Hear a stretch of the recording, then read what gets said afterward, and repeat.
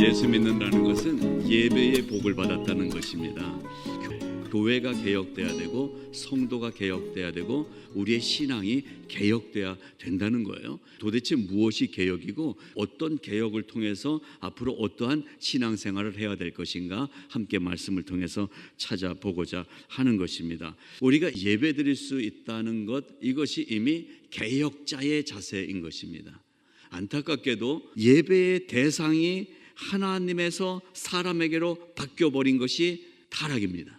예배 시간인데 다른 생각을 하고 있으면 타락인 것입니다. 하나님을 놓치는 순간 우리는 타락이에요. 타락이 무엇입니까? 추락해 떨어졌다는 거예요. 하나님을 잡은 줄을 놓치면 추락해 떨어진 삶을 살고 있는 거예요. 제가 떨어져 보진 않았지만 떨어져 봤던 사람들을 많이 만났는데요, 떨어져 보니까 시궁창이 되는 거예요. 떨어져 보니까 냄새가 너무 진동가 되는 거예요. 그래서 다시 붙잡고 올라왔다, 이렇게 간증하고 다니시더라고요. 여러분, 그런 간증 들으시면서 은혜 받으십니까?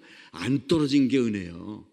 굳이 거기 썩은 데 갔다 오셔야 되겠습니까? 그냥 붙잡고 계시는 거예요. 그래서 붙잡고 있는 이게 은혜다. 자, 교회 역사를 보면 어둠의 시대가 있었는데 그러한 시대에도 하나님의 뜻을 붙잡은 사람들이 있었다는 사실입니다. 저는 원하기는 우리 모두가 이 어두워진 이 시대일지라도 나는 하나님의 뜻을 붙잡은 진짜 성도가 되시기를 바라는 것입니다.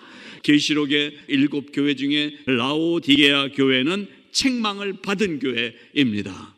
라오디게아 교회가 책망받은 이유가 뭔지 아세요? 19절, 무릇 내가 사랑하는 자를 책망하여 그랬어요. 라오디게아 교회가 썩고 썩었어도 그래도 하나님은 사랑하신다는 거예요. 하나님의 사랑 때문에 책망하시는 거예요. 그러면 실제적으로 나타난 책망받을 잘못이 무엇인지, 첫째는요, 미지근한 거예요. 16절, 내가 이같이 미지근하여 덥지도 아니하고 차지도 아니하니 내 입에서 토하여 내치리라. 두 번째로, 겉으로는 부요해요. 부자로 자만하지만 실상은 가난하고 벌거벗은 모습. 여러분, 우리 교회는 어떻습니까? 나는 어떻습니까? 교회 위장하고 오면 안 돼요. 위장 전술은 하나님 앞에 통하지 않습니다. 라오디게아 교회가 한 잘못이 뭐냐면 위장 전술을 했던, 가난하고 헐벗고 아무것도 없고 보이지도 않고 이런 교회인데 있는 것처럼, 최고인 것처럼 자만하고 교만하고, 하나님은 그걸 보고 계셨던 거예요. 하나님은 어디를 보셔요? 중심을 보시는 하나님 앞에서 라오디게아 교회처럼 거짓말하면 안 된다는 것입니다. 첫째로, 미지근하면 안 된다고 그랬어요.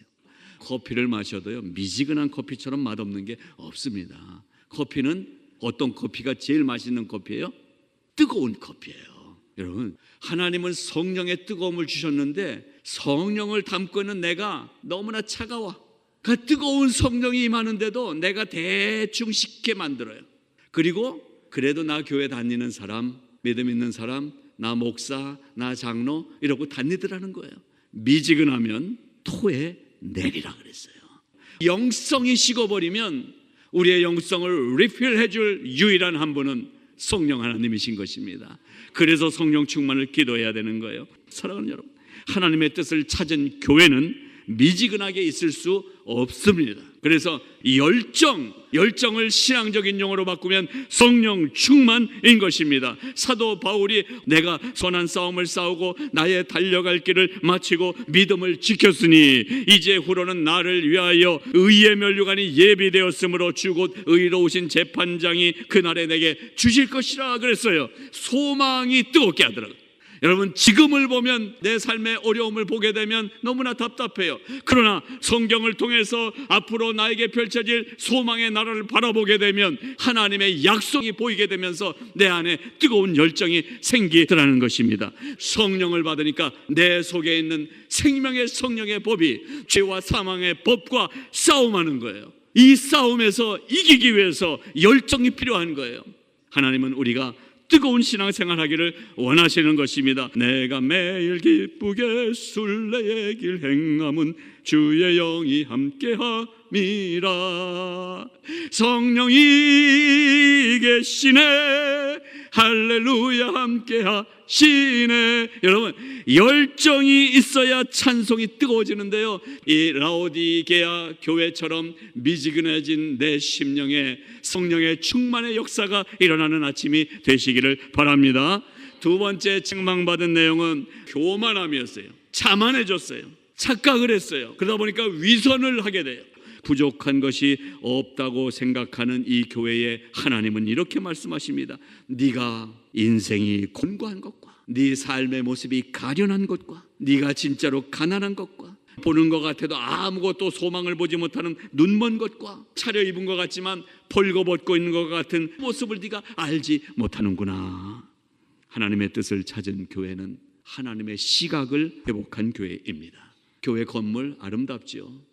친교실 새로 리모델에 정말 아름답지요.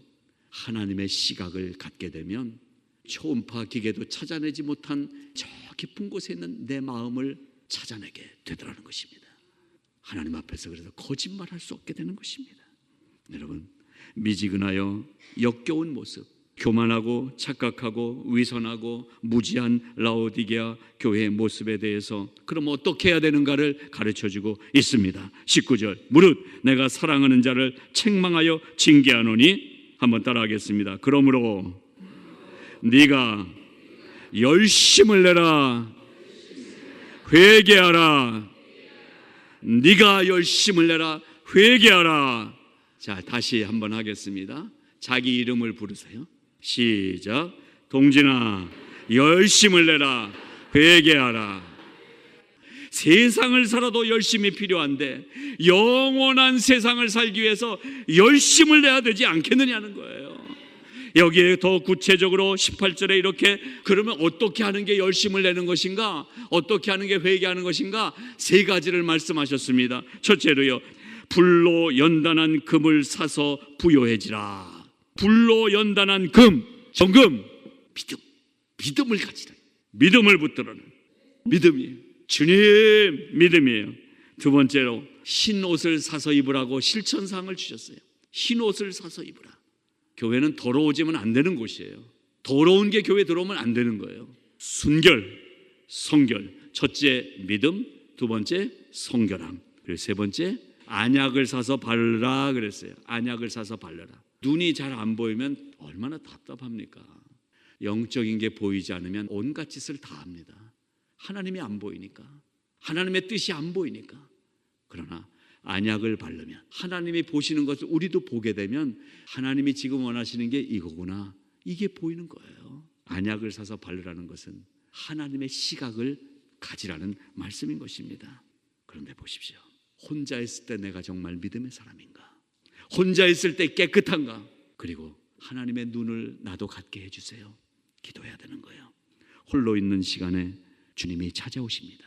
여러분, 우리의 마음의 문을 주님께 여셔야 됩니다. 주님이 들어오셔야 뜨거워질 수가 있어요. 주님이 들어오셔야 깨끗하게 살 수가 있어요. 예수 믿는 건 짐이 아닙니다. 예수 믿으면 이제부터 담배 못 피는구나, 묶이는 걸로 생각해요. 오늘 뭐라고 말씀하십니까? 예수님이 내 안에 들어오시고 내가 예수님 안에 들어가서 하나가 되면 즐거운 식사 교제가 되는 거예요. 주님이 계시면 복받은 교회가 되는 거예요.